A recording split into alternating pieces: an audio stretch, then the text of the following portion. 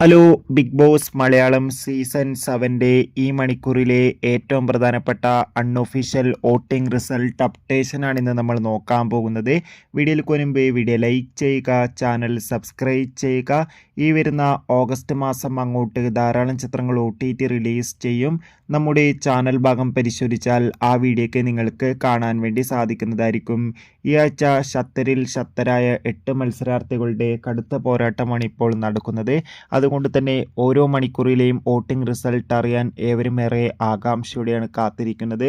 നിലവിൽ വോട്ടുകളുടെ അടിസ്ഥാനത്തിൽ ഒന്നാം സ്ഥാനം വൻ ഭൂരിപക്ഷത്തോടെ അനുമോൾ തുടരുമ്പോൾ രണ്ടാം സ്ഥാനം ആര്യൻ, മൂന്നാം സ്ഥാനം ജിസിൽ ആണ് തുടരുന്നത്.